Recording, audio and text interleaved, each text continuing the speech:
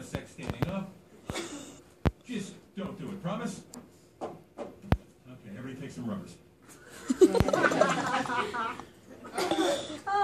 Okay, so many of you have had this experience, except they don't hand out condoms here. So, I'm going to be talking to you today about comprehensive sex education. My name is Haley.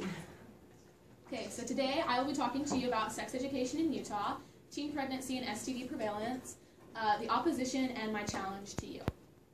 So, let's start out with sex education in Utah. Health class, as you can see on this little awesome diagram, you talk about how babies are made. You talk about, you see pictures of STDs. If you have a certain health teacher here, you know exactly what I'm talking about. And you stop laughing at the word penis.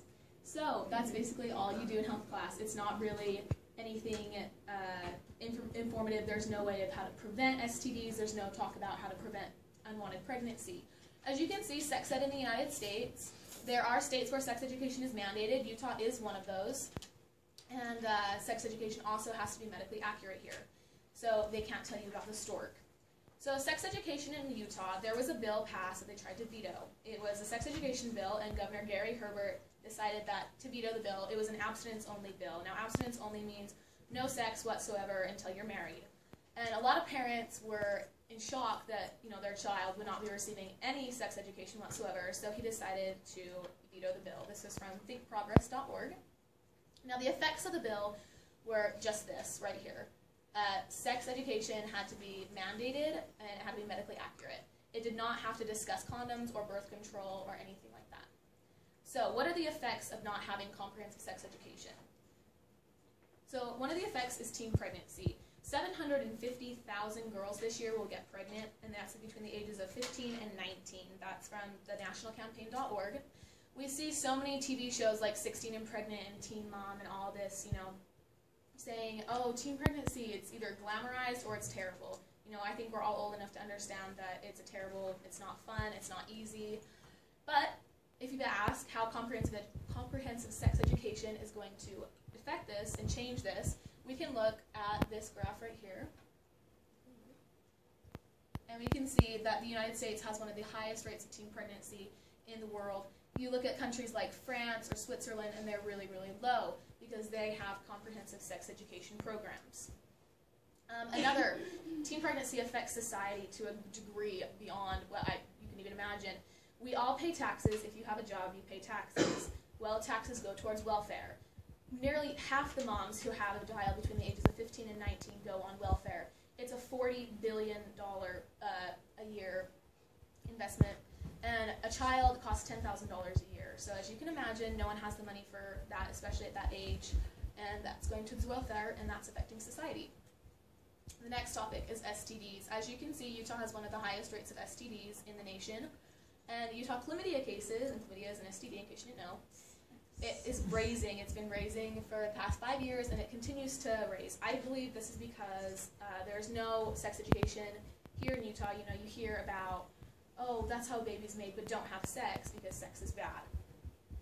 You need to be teaching children about condoms, and you need to talk to them about protecting themselves because teenagers do have sex. It's one of the things that in society we just need to learn how to accept and get over it. Okay, so the opposition.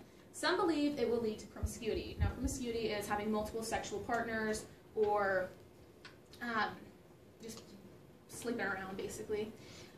It does not. Most of the time, teenagers believe that once they have proper sex education, they do not want to have multiple sexual partners because they know the risks. Now, it does correlate, having sex in your high school ages. It correlates to low grades and test scores. That's not good, but I also believe that this is due to the unknown stress of, oh, do I have an STD? Oh, am I pregnant? Because you were not taught properly how to prevent STDs or teen pregnancy. So another aspect is parent responsibility. Some parents believe that this is not the government's, not the public schools, not anyone's business but their own to teach their child about sex, how they want to be taught. Well, this is all fine and dandy, but parents are not talking about sex with their children. As you can see from this graph, only 62% of males got talked about on how to use a condom. And that's not good because that leaves, the rest of the world, not the rest of the world, but the rest of the males not knowing how to use that, how to protect themselves. So in order to maintain an open connection with the school system, families would have to have many alternatives. You have alternatives here now. you don't have to learn about sex education. Your parents can sign a waiver saying, I don't want my child in this class. It'd be the same. No one would be forcing you to hear about sex and learn how to put on a condom or anything like that. However, you can't compromise the education of many for the comfort level of one. So, my challenge to you today is, as we enter the voting age, you're all able to vote, there's going to probably be another, vote on, should we have comprehensive sex education, should we have abstinence only. I would challenge you to vote to have comprehensive sex education, because we've seen the effects of abstinence-only teaching. It includes higher teen pregnancy, higher STD rates. It affects society in a great amount. My second challenge for you today, because none of you in this classroom are ready to be parents at all, without a doubt. I'm not ready to be a parent. None of you are ready to be parents. Practice safe sex. It's nobody's business what your sex life is, but just be safe about it.